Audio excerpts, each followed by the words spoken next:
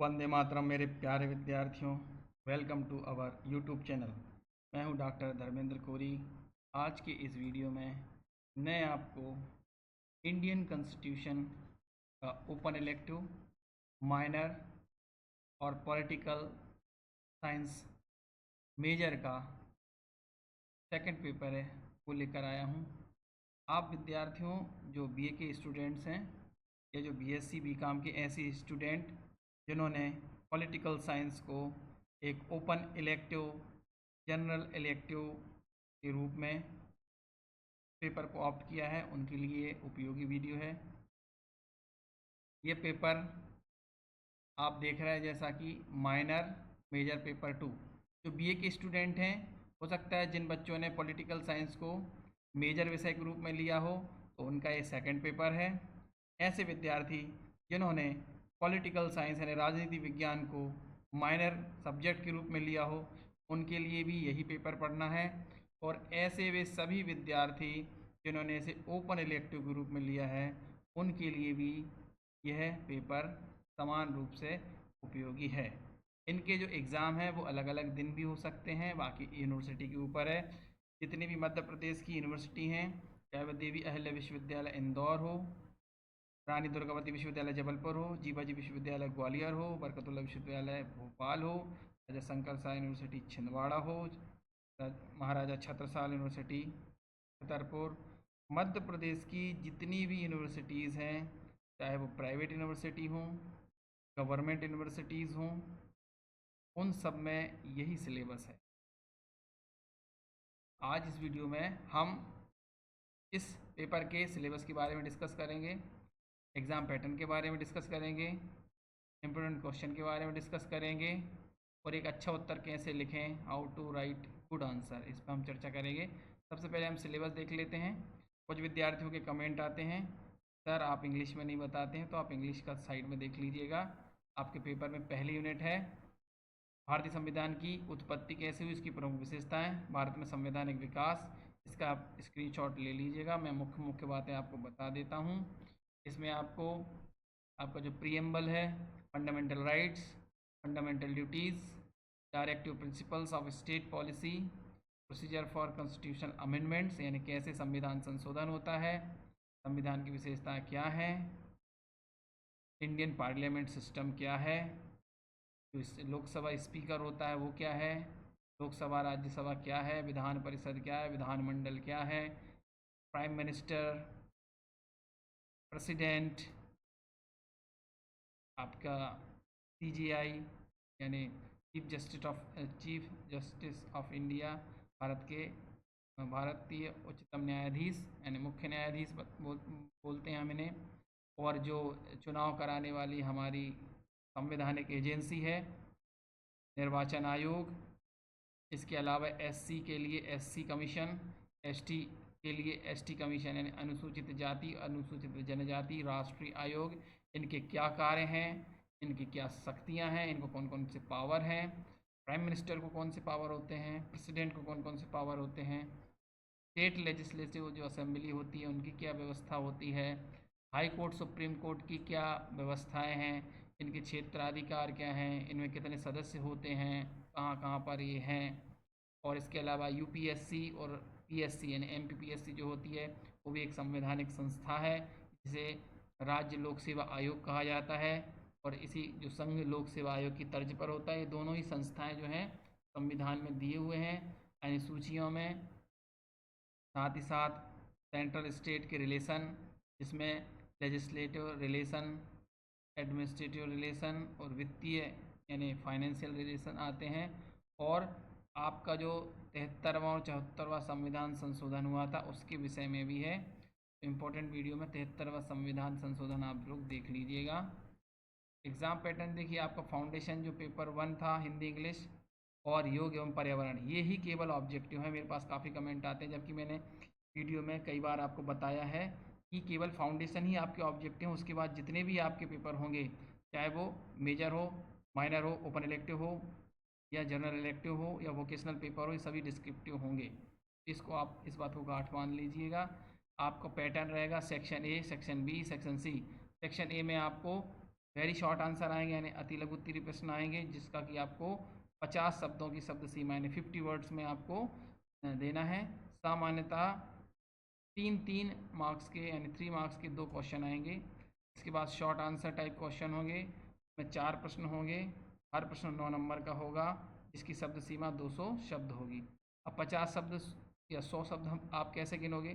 जो विश्वविद्यालय की जो कॉपी आती है आंसर कॉपी, उसमें जो एक साइड का जो पेज रहेगा वो लिखेंगे, लगभग 50 शब्द हो जाते, आधे में भी हो जाते, पर आप ऊपर से मार्जिन वगैरह छोड़ेंगे साइड से थोड़ा बहुत और अच्छे से साफ़ सुथरा लिखेंगे तो एक जो क्वेश्चन है 50 शब्दों का एक साइड हो जाना चाहिए, यानी आपका एक साइड और दूसरी साइड ये आपका सेक्शन ही खत्म हो जाएगा। फिर लघु उत्तरीय में 4 प्रश्न आएंगे। फिर लॉन्ग आंसर जो होते हैं जिसे निबंधात्मक प्रश्न कहते हैं या लॉन्ग आंसर टाइप क्वेश्चन होंगे, वो 2 आपको करना है। आपको आंतरिक विकल्प यानी ऑप्शन दिए जाएंगे, 5 में से 2 करने हैं। जो भी आपकी इसमें यूनिवर्सिटी का जो पैटर्न है वो अलग अलग हो सकता है, पर ये जो शब्द सीमा है 50, 200 और 500 की ये रहेगी। टोटल मार्क्स 70 रहेंगे सभी यूनिवर्सिटीज़ में। पासिंग मार्क्स अलग अलग हो सकते हैं जो आपके पेपर में दिया हो। टाइमिंग 3 घंटे का होगा। इसके अलावा क्वेश्चन पेपर में अगर 2 घंटे लिखा है तो 2 घंटे देना पड़ेगा। 3 घंटे सामान्यतः रहता है। और जो मिनिमम मार्क्स है वो कई बार यूनिवर्सिटी लिखती है उस पर और कई बार नहीं भी लिखती, वैसे लिखना चाहिए।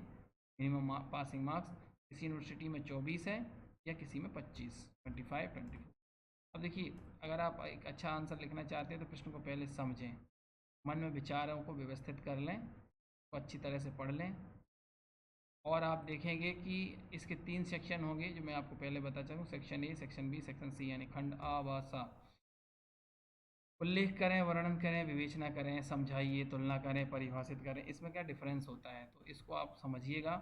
उल्लेख करने का अगर आ गया है कि मौलिक अधिकारों का उल्लेख कीजिए, तो मौलिक अधिकारों का उल्लेख करना है तो आपको लिख देना है कि 6 मौलिक फंडामेंटल राइट्स आपको कौन से हैं, तो आप देख लीजिए। डिस्क्राइब करने को जब बोला जाएगा तो आप उसका वर्णन करेंगे, डिस्क्राइब, ये अंतर होता है। प्रश्न के अनुसार उत्तर लिखना है, शब्द सीमा यानी वर्ड लिमिट का आपको ध्यान रखना है, पर ऐसा नहीं कि आप गिन गिन के 50 शब्दों में लिखना है तो 50 शब्दों में ही लगे। हो सकता है आपकी बात 40 शब्दों में ख़त्म हो जाए, हो सकता है आपकी बात 60 शब्दों में ख़त्म हो, पर ऐसा नहीं होगा कि 50 का आप 100 लिख दें। इस बात का आप ध्यान रखें। बार बार वाक्यों को रिपीट ना करें, इससे क्या है चेक करने वाला भी इरिटेट होता है, तो समझ आ जाता है कि आपको कुछ नहीं आ रहा है या आप बार बार बातों को गोल गोल घुमा रहे हैं। और एक और चीज़ है, जब भी आप किसी प्रश्न का उत्तर दें, अगर उदाहरण आपके मन में है तो उदाहरण अवश्य दें। प्रश्नों को ना आप क्रम से लिखें, पहला प्रश्न, दूसरा प्रश्न, तीसरा प्रश्न। पर कभी कभी ऐसा होगा कि आपको हो सकता है पहला दूसरा आ रहा है, तीसरा नहीं आ रहा लेकिन चौथा आ रहा है, तो कोई बात नहीं, प्रयास करें क्रम से लिखने का। अगर क्रम से नहीं लिख पाते हैं तो जो उत्तर आपको बहुत अच्छे से आता है उसको पहले लिखिए। ऐसा ज़रूरी नहीं है कि आप वेरी शॉर्ट आंसर पहले करें। आप लॉन्ग आंसर आपको अच्छे से आ रहा है, पहले लॉन्ग आंसर क्वेश्चन उठाइए, बहुत ज़्यादा नंबर का होता है इसलिए उस पर वेटेज भी ज़्यादा होता है, उसको ध्यान से देखिए। छोटे छोटे जो मार्क्स के क्वेश्चन उसको आप बाद में कर सकते हैं अगर आपको नहीं आ रहा है तो। प्रश्न के भाग संख्या और क्वेश्चन नंबर, यानी आप किस सेक्शन का क्वेश्चन कर रहे हैं और किस नंबर का क्वेश्चन कर रहे हैं, स्पष्ट उल्लेख करें, उसके बाद ही उत्तर लिखना शुरू करें। अब जैसे अगर आपसे पूछा गया है कि प्राइम मिनिस्टर की पावर बताना है, आपको प्रधानमंत्री की शक्तियों का वर्णन करना है, तो आपको बीचों बीच लिख देंगे सेक्शन बी क्वेश्चन नंबर 6, आगे लिख देंगे power of prime minister of India, है ना। हिंदी में आगे लिखेंगे भाग ब प्रश्न क्रमांक 6 जो भी प्रश्न था, और उसके बाद आप लिखेंगे प्रधानमंत्री की शक्तियाँ। थोड़ा सा आप प्रधानमंत्री के बारे में लिखिए। अगर आपको किस आर्टिकल के तहत प्रधानमंत्री का पद है, वो प्रधानमंत्री जो है संसदीय यानी लोकसभा का दल का नेता होता है, सांसदों का, ये लिखिए। जितनी जानकारी आपको उसमें लिख दीजिए और शक्तियों को क्रम से लिखिए। या भूमिका है, जो भी आपसे पूछा जाए, हम इंपॉर्टेंट क्वेश्चन पर डिस्कस कर लेते हैं। राज्य के नीति निर्देशक सिद्धांतों से आप क्या समझते हैं? संविधान द्वारा प्रदत्त मूल अधिकारों का उल्लेख कीजिए। राज्यसभा को संसद का स्थायी सदन क्यों कहा जाता है? दो देखिए, आपका एक होता है राज्यसभा, एक होता है लोकसभा। बहुत इंटरेस्टिंग सब्जेक्ट है पॉलिटिकल साइंस, लेकिन इसमें जो सिलेबस दिया है बहुत वास्ट सिलेबस है। आप 1-2 दिन में आप अच्छे से अध्ययन नहीं कर पाएंगे। उम्मीद है आप पहले से अध्ययन कर रहे होंगे। और दूसरी बात आपको बता दूं, अगर आप चैनल पर नए हैं तो इसे सब्सक्राइब कर लीजिए। अगर सब्सक्राइब कर लिया है तो इसे बेल नोटिफिकेशन को आप ऑन कर दीजिए। क्या होता है भी, जो यूट्यूब होता है वो आपको मेरे जो एक दो वीडियो ही आपको दिखाएगा, तो आपको लगता है कि एक दो वीडियो ही हैं, तो आप हमेशा चैनल को नोटिफिकेशन ऑन कर लीजिए। नहीं अगर आप करते हैं तो आप चैनल पर की प्लेलिस्ट में जाइएगा। मैंने NEP फर्स्ट ईयर नाम से जो डाला है उसमें आप केवल को आपको first year BA BCom BSc first year के सारे वीडियो रिलेटेड मिल जाएंगे जितने भी मैंने बनाए हैं, तो ये आप देख लीजिएगा। लोक सेवा आयोग के कोई दो कार्य लिखिए, UPSC जो आप हैं उसके दो कार्यों को लिखिए। एक तो सबसे बड़ा कार्य क्या है कि वो जो ब्यूरोक्रेसी है हमारे यहाँ, नौकरशाही है, उसका रिक्रूटमेंट करती है, बड़े बड़े प्रथम श्रेणी अधिकारियों की नियुक्ति करती है, IAS IPS IFS IRS की। निर्वाचन आयोग, अभी अभी चुनाव हुए थे लोकसभा के, निर्वाचन आयोग का कार्य है लोकसभा के चुनाव संपन्न कराना। ऐसे दो कार्य आप याद कर लीजिएगा। राष्ट्रपति को पद और गोपनीयता की शपथ कौन दिलाता है, इसको लिखना है। अब थोड़ा सा हम देख लेते हैं, शॉर्ट आंसर इस प्रकार के आ सकते हैं। राज्यपाल की शक्तियों का वर्णन कीजिए। निर्वाचन आयोग के कार्यों का वर्णन कीजिए।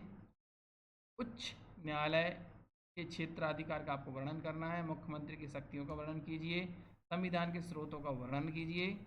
मुख्यमंत्री की शक्तियों का वर्णन कीजिए, यानी पावर आपको किससे कहना है, स्टेट में CM के, यानी चीफ मिनिस्टर किसी भी स्टेट का हो सकता है। शक्तियां सारे स्टेट के CM को बराबर है।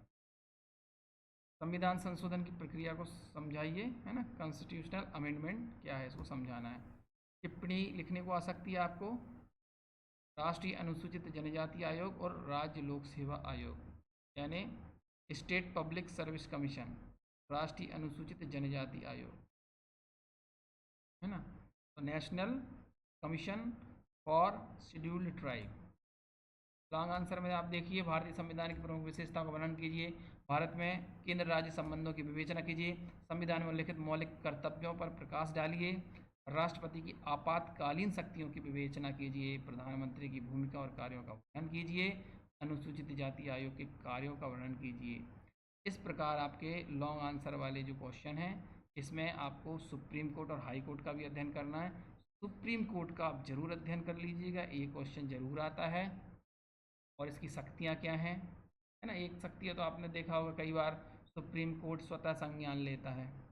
PLI वगैरह लगाई जाती है सुप्रीम कोर्ट में, जनहित याचिका जिसको बोलते हैं। और भी कार्य हैं सुप्रीम कोर्ट का, जो CGI है वो पद और गोपनीयता की शपथ दिलाते हैं राष्ट्रपति को। तो अच्छा से ये आपका जो सिलेबस है बहुत अच्छा है, अब इसको अध्ययन कर लीजिए। मैंने मेरे हिसाब से जो है काफ़ी प्रयास किया है कि आपको इसके सही उत्तर, जो इम्पोर्टेंट क्वेश्चन है वो बता दूं। और आप जो है, आपकी जो भी क्वेरी है वो आप मुझे कमेंट बॉक्स में लिख सकते हैं। मेरा mobile number question paper send करने के लिए है, प्लीज़ उस पर कॉल ना करें, क्योंकि आप समझ सकते हैं कि अगर आप उस पर कॉल करेंगे अनावश्यक, मैं अटेंड भी नहीं कर पाऊँगा। बहुत ज़्यादा इमरजेंसी है तो आप ज़रूर मुझे मैसेज छोड़ सकते हैं अगर आपको कोई बात समझ में नहीं आई है। आपके एग्ज़ाम के लिए all the best. Thank you for watching.